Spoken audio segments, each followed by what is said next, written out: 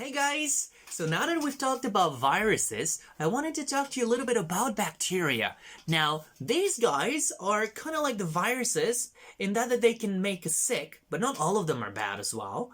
And they're actually a little bit bigger than viruses. And they don't necessarily need our cells to make more of themselves. They're actually quite good at doing so on their own, and they're really, really quick actually.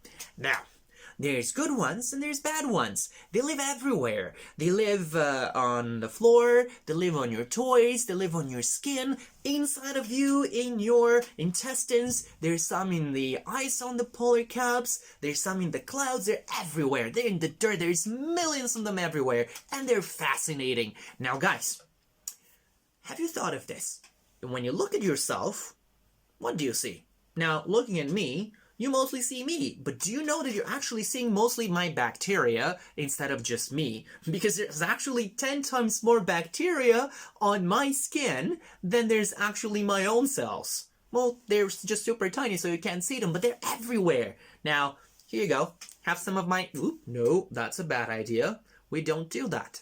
Now, it's interesting that a lot of them that live inside of us are actually good for us because they help us digest some of the food. They give us a lot of vitamins from the food that we cannot ourselves get from our food.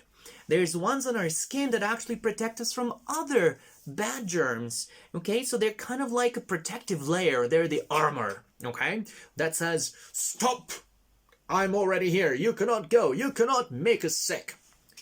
Now, the problem though is, if you have a little cut, then those guys that are already there, they're not doing anything bad for you. Now that they see the door open, they're, oh, it's time for me to go in. Well, that's when they can get dangerous. But that's why you wash hands. If you get a cut, you just wash it with water and soap, and it's okay for the most part. Now, let me show you some of my fluffy friends, the bacteria, and then we're going to try to make some from Play-Doh, okay? Now, here is...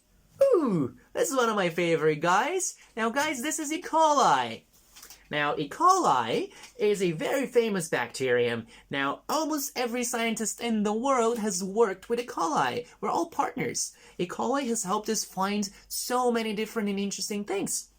Now, also, it's very good for us because when it lives here, it actually gives us vitamins, vitamin K. Now, it's also kind of bad sometimes because you can find it in, for example, cow poo-poo or other poo-poo, and if you touch it, you can accidentally get the poo-poos too, like pretty bad. But for the most part, we think of it as a good one. And do you see this thing here? This is something called flagella, and it's actually these little tails help it swim. Apparently really fast. Now, let's take another one. Hold on. My bag of germs. Ooh. This little guy is a little bit... Don't look at me like this. This little guy is a little scary because you know what he does? He makes your throat really sore, and he can also give you a rash. So, you don't really want to have this guy around, so let's just put him down for now. If you get this guy, you probably will have to take antibiotics because it's really not good. Do you guys know, can you take antibiotics if you have a virus? Nope, you don't. Antibiotics don't work on viruses. They only work on these guys, the bacteria. Now, let's see, what else do I have here? Oh, this guy. This is the most friendly guy in the world. Now, this is the guy... You know, his name is Lactobacillus bulgaricus, and he's actually the bacterium that makes yogurt. So what it does is, if you put it in some milk, it will actually eat the sugar from the milk. And while it's doing this, it, well, makes the milk really sour by, you know, well, pooping. And, when it does so, the milk starts to curdle up and it makes yogurt.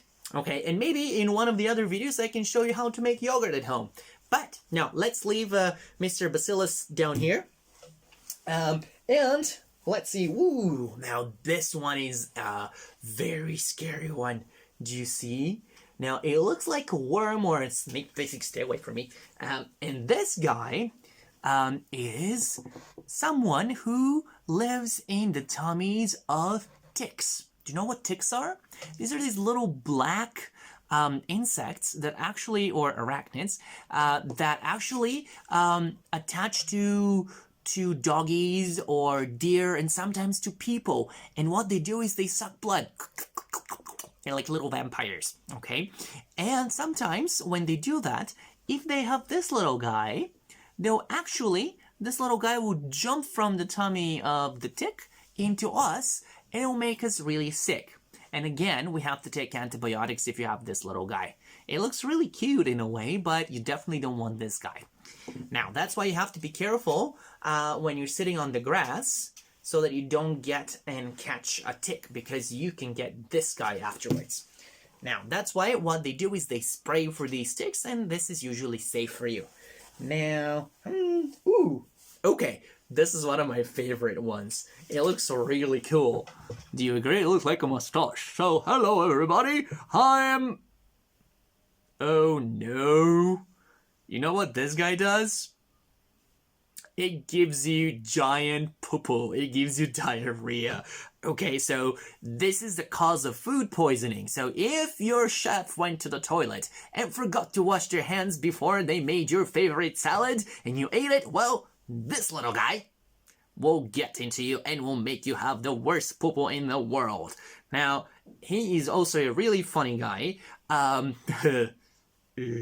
It really looks like a mustache, but apparently it also looks like something else, but we're not going to discuss this. Now, this guy will put down and will try to eat lots of yogurt to get better, okay? So, stand down. Okay. Actually, he has a really funny name too. Do you want to know what its name is? He's called Campylobacter jejuni. Okay, never mind. Now, guys, let me see if I have something else to show you. And then,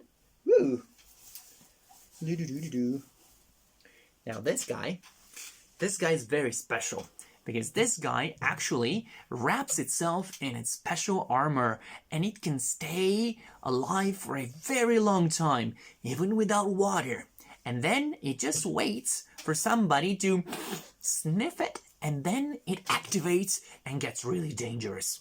Now, let's put him down for a little bit. You've seen that bacteria can look many different ways, but you can actually kind of separate them into 3 main groups. Now, this guy looks like 2 balls stuck together. This guy looks like 2 ovals stuck together. 1 oval. Or there's also these guys that look kind of like snakes or corkscrews.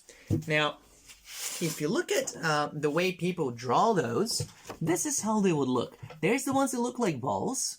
They're called cocci. There's the one that look like sticks or ovals. They're bacilli. And then there's the spirochetes or the spirili, the ones that look like corkscrews. Now, these guys are very special because the way they're formed, the way they're shaped, is very important for the way they live. Now, why do you think they have this shape? What does that help them for? Think about it.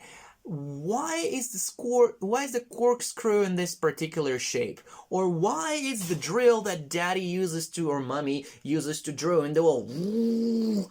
They're all shaped this way, and this is because it helps them drill a hole somewhere. So these guys are really good at drilling in places, including our bodies sometimes. They're kind of really, really special. Now, but we've seen those. Can we make some? Because these ones you can't really take home. They're kind of mine, and I'll keep them forever and ever. And maybe not the diarrhea one. I'll just leave this. You can have this one. Okay, but you know, okay, maybe the sore throat you can keep as well. And this one's quite dangerous. I also don't want this. I'll just keep this one. I like yogurt. Do you guys like yogurt? It's really cool. Now, do you want to know how you can make them at home?